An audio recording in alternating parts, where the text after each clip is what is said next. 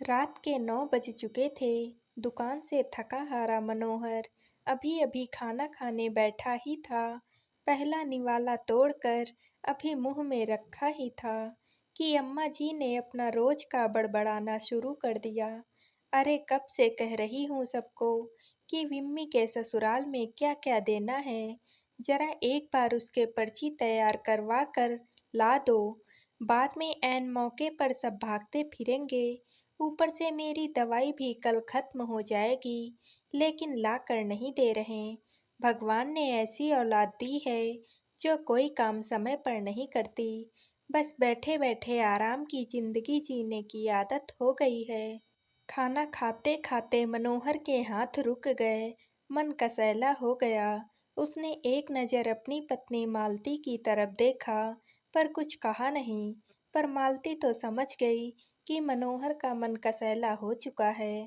पर पता नहीं क्या सोचकर मनोहर ने कहा, अम्मा, महेश था ना घर पर, उससे कह देती वो ले आता। उसे भी तो थोड़ी सी जिम्मेदारी दिया करो।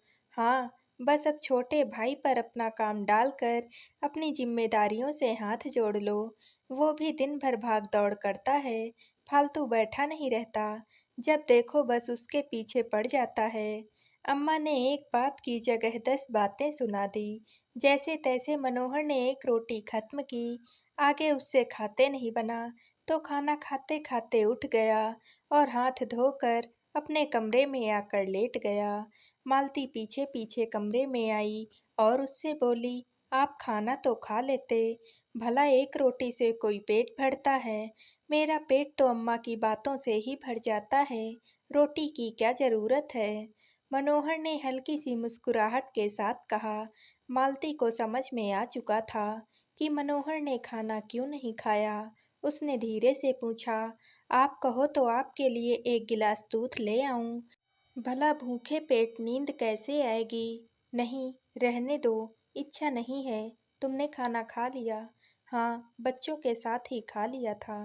ठीक है, मैं आराम करना चाहता हूँ। सुबह फिर जल्दी उठकर दुकान जाना है। तुम भी अपना काम पूरा कर जल्दी से सो जाओ।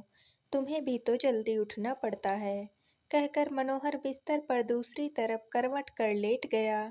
इधर मालती चुपचाप रसोई में आ गई और अपना बचा हुआ काम निपटाने लगी। मालती को सचमुच मनोहर के लिए बहुत बुरा लगता था। अम्मा जी की आदत थी, अक्सर मनोहर जब भी खाना खाने बैठता, तब कोई ना कोई बात को लेकर कलेश कर देती थी।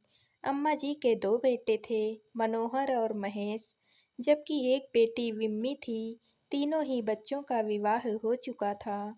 बड़ा बेटा मनोहर जहाँ एक परचूनी की दुकान संभालता था और उसकी पत्नी घर संभालती थी, वहीं छोटा बेटा महेश एक कार रिपेयरिंग की दुकान पर काम करता था और पत्नी ममता एक स्कूल में टीचर थी।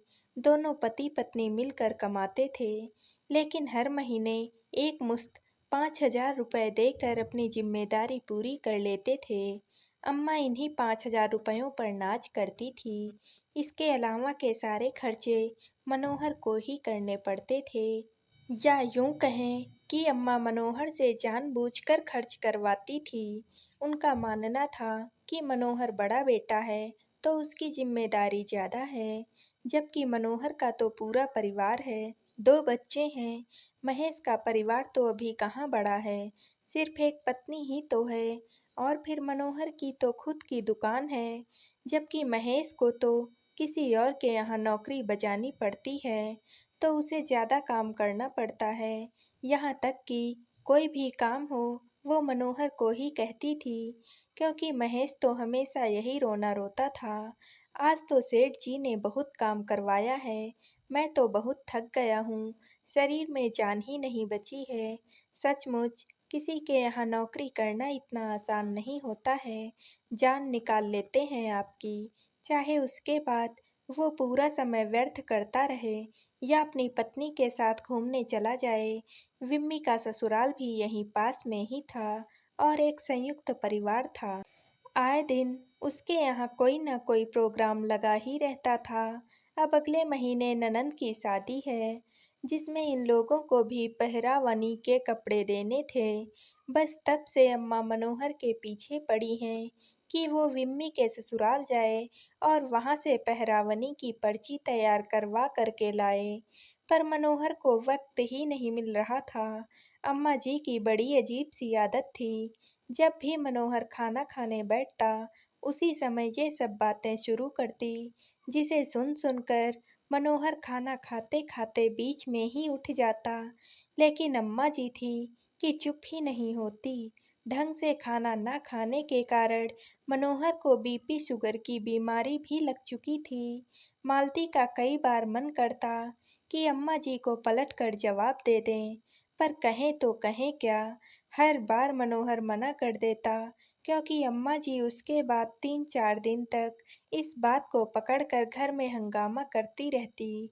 अब सब तो अपने अपने कामों से निकल जाते थे, लेकिन मालती को तो घर पर ही रहना होता था। घर पर मालती अपना काम खत्म करके कमरे में आकर सो गई। दूसरे दिन सुबह भी रोज की तरह ही चल रहा था। तभी मनोहर नाश्ता करने बैठा। तब फिर अम्मा ने कहा, मनोहर, आज तो कैसे भी करके विम्मी के ससुराल से पर्ची ले ही आना। काम को आगे तक मत डालो, बाद में भागते फिरोगे। अम्मा, मैंने आपको कहा ना कि मुझे बिल्कुल वक्त नहीं मिल पा रहा है, नहीं तो मैं खुद ही उसके ससुराल चला जाता। कभी मना थोड़ी ना किया है आपको, कभी मना नहीं किया है, लेकिन अभी तो मना कर रहा है। तू बड़ा भाई है, तू नहीं जाएगा तो कौन जाएगा? और ऐसा कौन सा काम कर रहा है जो तुझे वक्त ही नहीं मिल रहा है? तेरी तो खुद की दुकान है, जब चाहे बंद कर और चला जा। किसी के यहाँ नौकरी थोड़ी ना कर रहा है। अम्मा, इस बार महेश को भेज दो। महेश वर्कशॉप से जब आता है तो विम्मी का ससुराल रास्ते में ही पड़ता है। आते समय वहाँ से पर्ची ले आएगा, जबकि मुझे तो जानबूझकर दुकान बंद करके वहाँ जाना पड़ेगा। कोई दुकान में लड़का थोड़ी ना काम करता है। अम्मा, वैसे ही ब्रिज बनने के कारण दुकान नुकसान में जा रही है।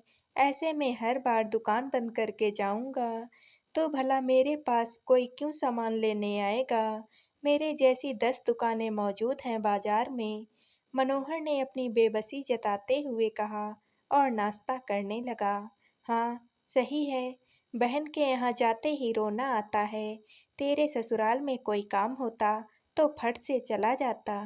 तब तो दुकान भी बंद हो जाती और कोई फर्क भी नहीं पड़ता। अम्मा ने अपना बड़बड़ाना शुरू कर दिया। मनोहर ने जैसे तैसे 1-2 चम्मच पोहे के निगले और उठकर रवाना हो गया।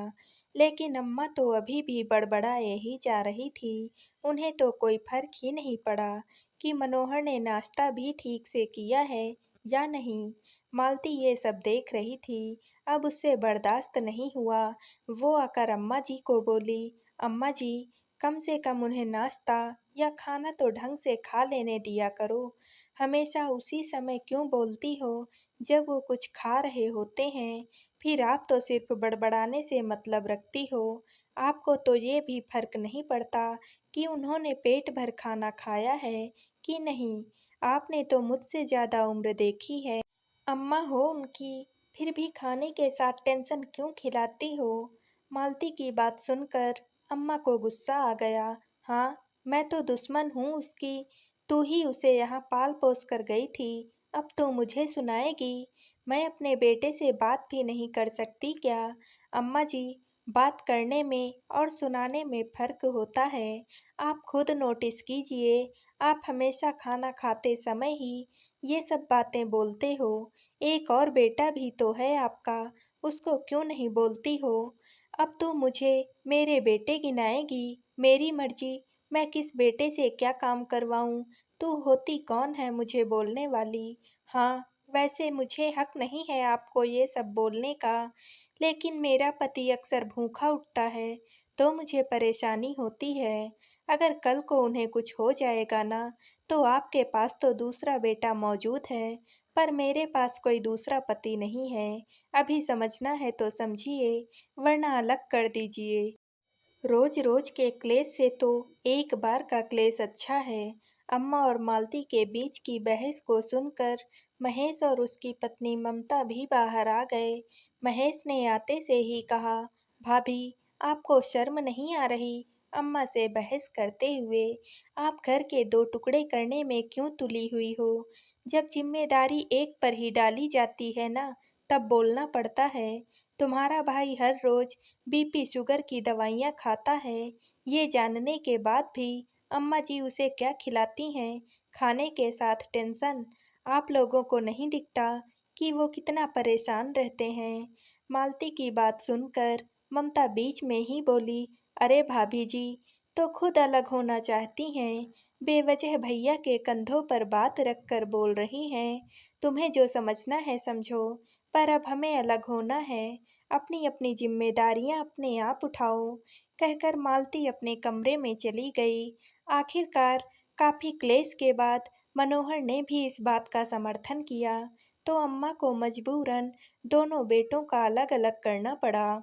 अम्मा जी छोटे बेटे बहू के साथ ही रही। अब अपने सिर पर जिम्मेदारी पड़ी, तो अपने आप ही महेश और ममता को भी बात समझ में आ गई कि 5,000 रुपए में गृहस्थी नहीं चलती।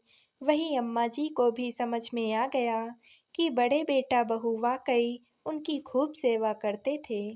धन्यवाद।